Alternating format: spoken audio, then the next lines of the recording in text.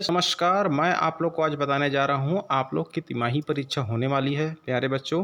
तिमाही परीक्षा की तैयारी आप लोग करते रहिए, बहुत सारे प्रश्न आप लोग को पढ़ना पड़ेगा, लेकिन मैं आपको इस वीडियो के माध्यम से मैं आप लोग को मार्गदर्शन देना चाहता हूँ, कुछ आप लोग को समझाना चाहता हूँ कि किस तरह के प्रश्न आने की संभावना है। मैं ये नहीं कह रहा हूँ कि ये सारे प्रश्न एकदम गारंटी आएगा ही, लेकिन इसी तरह के प्रश्न आएँगे और आपको इसका उत्तर भी मिलेगा मेरे चैनल पर। तो आप किस तरह के प्रश्न को हल करें, पढ़ें ताकि आप अच्छे से नंबर तिमाही परीक्षा में हासिल कर सकें, वो मैं आप लोग को थोड़ा-सा इसमें हेल्प करना चाहता हूँ आप लोग का। जैसे कि प्रश्न पहला, आपके मोहल्ले में पानी की समस्या किल्लत होने पर आप अपने नगर पालिका या ग्राम पंचायत के मुखिया को आवेदन पत्र लिखिए। ऐसा प्रश्न आने की संभावना रहती है। गारंटी नहीं है, लेकिन संभावना रहती है। अथवा आप अपने बड़े भाई को पत्र लिखकर अपनी पढ़ाई के बारे में जानकारी दीजिए, आपका बड़ा भाई दिल्ली में रहता है। तो इस तरह के प्रश्न भी आ सकती है। अथवा परीक्षा के समय लाउड स्पीकर जो डीजे बजता है परीक्षा के समय, शादी बर ब्याह होते रहती है कहीं कहीं पर, और जोरदार साउंड मोहल्ले में आपका लगा दिया जाता है और आप रात भर पढ़ नहीं पाते, दिन भर पढ़ नहीं पाते, तो इसकी साउंड का रोकथाम करने के लिए आप अपने जिला कलेक्टर को पत्र लिखिए।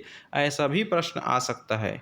प्रश्न दूसरा, जनसंचार किसे कहते हैं और हमारी परंपरागत जनसंचार साधन की उदाहरण आप लोग को लिखना है। मतलब आपको प्रचार प्रसार करने की जो जनसंचार माध्यम है उसके बारे में, जैसे गांव में क्या होती है जनसंचार के लिए परंपरागत, कोटवार जो है मुनादी कर देता है कि आज सोसाइटी में चावल मिलेगा, आज कोरोना टीका मिलेगा, आज आधार कार्ड पंजीयन होगा। मतलब ये एक प्रकार से जनसंचार हो गया गांव की परंपरागत।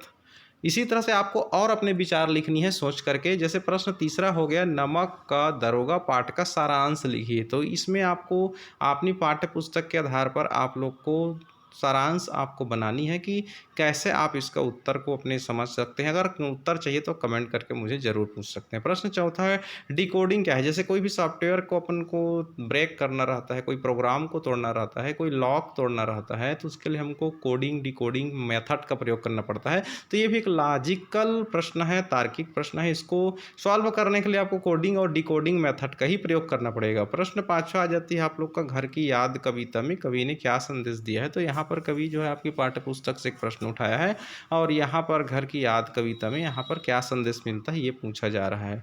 प्रश्न छठवां है, लेखक के द्वारा लता जी की गायकी की किन विशेषताओं का यहाँ पर उजागर किया गया है, ये बात आप लोग को लिखना है जी। तो ये से प्रश्न भी आने की संभावना है। प्रश्न सातवां है, मियाँ नसरुद्दीन को नान भाइयों का मसीहा भगवान क्यों कहा गया है, ऐसा भी प्रश्न आ सकता है। आठवां प्रश्न है, कबीर ने संसार को बौरा गया ऐसा भी बोले थे, तो कबीरदास ऐसा क्यों कहते हैं, इसके बारे में आप लोग बिल्कुल पढ़िए। और इस तरह के प्रश्न आने, पत्रकारिता किसे कहते हैं, जर्नलिज्म जो हम लोग बोलते हैं, न्यूज़पेपर जो एडिटिंग करते हैं, संपादक का कार्य करते हैं, समाचार पत्र को लिखने और भेजने का कार्य करते हैं, तो ये पत्रकारिता के प्रश्न हैं। निम्न में से किसी एक विषय पर आपको निबंध लिखना है। तो ये जो मैं बता रहा हूँ यहाँ पर पॉइंट जो है, ये हमारे भारत की, छत्तीसगढ़ की बहुत सारी एक प्रॉब्लम है। जनसंख्या की समस्या बहुत बड़ी समस्या, इस पर आपके क्या विचार है लिखना है। प्रदूषण की समस्या, जगह जगह प्रदूषण है। बेरोजगारी की समस्या, आए दिन बेरोजगार होते जा रहे हैं हमारे भारत में। कोरोना वायरस की समस्या, अभी अभी आप लोगों ने इसको हैंडल किया। प्रश्न ये है इसमें, छत्तीसगढ़ के पारंपरिक तीज त्यौहार, जैसे हमारे छत्तीसगढ़ के जो हमारे छत्तीसगढ़िया मुख्यमंत्री हैं माननीय भूपेश साहब जी, जो हमेशा कहना चाहिए छत्तीसगढ़ के परंपरा को ही कहना चाहिए स्थान देते हैं, और उनकी सरकार में भी ये झलक रही है। हमारे छत्तीसगढ़ के इतिहास, संस्कृति, परंपरा, पर्व को बहुत ही महत्व दे रहे हैं कहना चाहिए। अच्छा लगता है छत्तीसगढ़िया मुख्यमंत्री जो हमारे इतने प्रिय हैं, जो छत्तीसगढ़ की परंपरा को आज जीवंत बनाए रखने के लिए बहुत प्रयास कर रहे हैं, उसके लिए मैं उनको धन्यवाद देना चाहता हूँ।